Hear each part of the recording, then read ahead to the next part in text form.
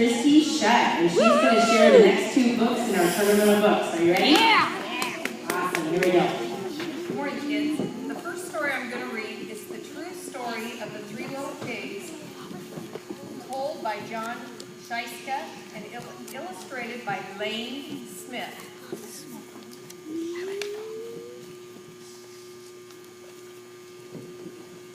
Everybody knows the story of the 3 little pigs, or at least they think they do. But I'll let you in on a little secret. Nobody knows the real story because nobody has ever heard my side of the story. I'm the wolf, Alexander T. Wolf. You can all call me Al. I don't know how big this whole big bad wolf thing got started, but it's all wrong. Maybe it's because of our diet. Hey, it's not my fault wolves eat cute little animals like bunnies, sheep, and pigs. That's just the way we are.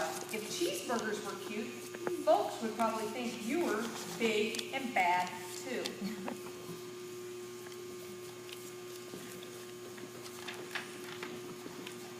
But, like I was saying, the whole big bad wolf thing is all wrong.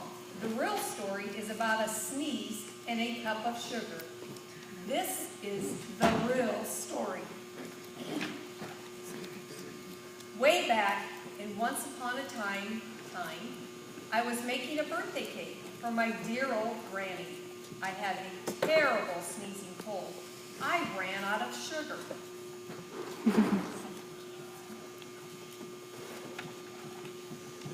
So I walked down the street to ask my neighbor for a cup of sugar. Now, this neighbor was a pig, and he wasn't too bright either. He had built this whole house of straw. Can you believe it? I mean, who in their right mind would build a house of straw? So, of course, the minute I knocked on the door, I fell right in. I didn't want to just walk into someone else's house, so I called, little pig, are you in?" No one answered. I was just about to go home with a cup of sugar for my dear old granny's birthday cake. That's when my nose started to itch. I felt sneezing coming on. Well, I huffed, and I snuffed, and I sneezed a great sneeze. And you know what? That whole darn straw house fell down. Right in the middle of the pile of straw was the first little pig, dead as a doornail. He had been home the whole time. It seemed like a shame to leave a perfectly good ham dinner lying there in the straw, so I ate it up. Think of it as a cheeseburger just lying there. I was feeling a little better, but I still didn't have my cup of sugar. So I went to the next neighbor's house. This neighbor was the first little pig's brother. He was a little smarter, but not much. He had built his house of sticks. I rang the doorbell on the stick house. Nobody answered. I called, Mr. Pig, are you in?" He yelled back, "Go away, wolf. You can't come in. I'm shaving the hairs of my chinny chin chin."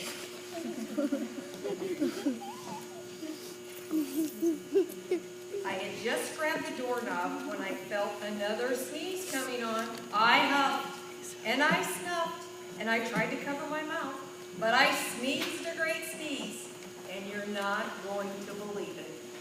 But this guy's house fell down just like his brother. When the dust cleared, there was a second little pig, dead as a doorknob. Wolf's honor.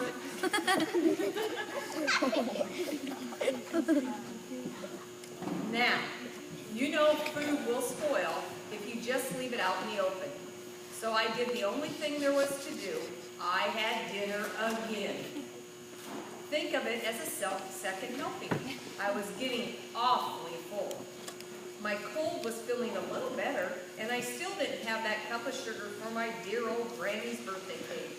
So I went to the next house. This guy was the first and second little pig's brother. He must have been the brains of the family. He had built his house of bricks. I knocked on the brick house. No one answered. I called, Mr. Pig, are you in? And do you know that rude little porker answered? Get out of here, Wolf. Don't be bothering me again. Talk about impolite. He probably had a whole sack full of sugar, and he wouldn't even give me one little cup for my dear sweet old granny's birthday cake. What a pig. I was about to go home and maybe make a nice birthday card instead of a cake when I felt my cold coming on. I huffed, and I snuffed, and I sneezed once again. And the third little pig yelled, and your old granny can sit in the pen. Sit on the pen. Now, I'm usually a pretty calm fella, but when someone talks about my granny like that, I go crazy.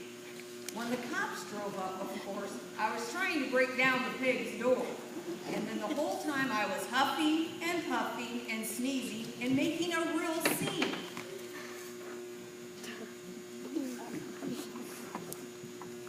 The rest, as they say, is history. The news reporters found out about the two pigs I had for dinner. They figured a sick guy going to borrow a cup of sugar didn't sound very exciting. So they jazzed up the story with all that huff and puff and blow your house down and made me the big bad wolf. That's it. The real story. I was framed. But maybe you could loan me a cup of sugar.